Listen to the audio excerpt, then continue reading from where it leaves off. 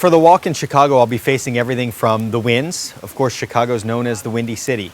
Now there's an argument, is it because of politics or is it because of the weather? But I'll let the viewers determine. Actually, I'll probably be able to determine that on November 2nd.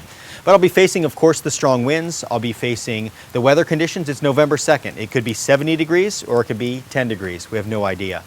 And the walk is going to be at an incline of about 15 degrees. So I'll start off at a point and be walking uphill the entire way. Very strenuous on me, of course, very strenuous on my legs.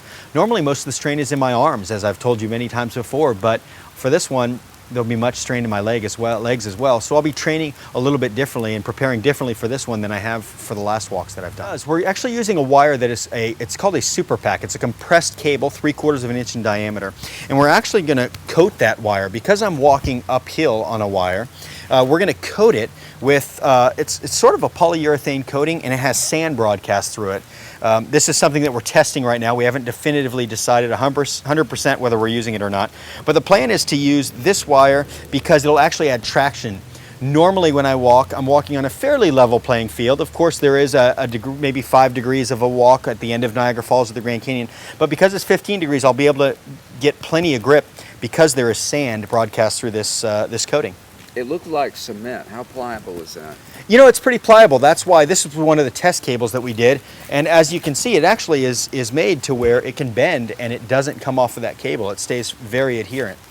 What about the anticipated really cold weather, the freezing or at least wind chill? You know, it's another thing that I'll be training for. It's hard to train because I train here, of course, in beautiful Sarasota, Florida, and it's always 80 degrees or higher. But I'll be training with gloves on. I'll be training with some headgear on to protect my ears. And of course, I'll be wearing undergarments and such and kind of layer up. I need to be mobile, which is very important. And we're actually studying downhill skiers and other people that work in extremely cold conditions that have to be very, very mobile right now to figure out what exactly I'll be wearing for that walk on November 2nd. 600 feet? This is about 600 feet. It's about half the distance that I faced while I walked over the Grand Canyon and Niagara Falls. But because of the uphill strain, I didn't feel comfortable going any further. It's going to be very strenuous every step of the way. We're worried about those conditions, weather conditions. We're worried about the wind, of course. And the biggest thing that I have on my mind is it's going to be nighttime. It's going to be dark. It's going to be cool. And is this wire going to be extremely wet? And am I going to have enough traction to make it from the starting point to the finish point? Well, you're already talking in the rain.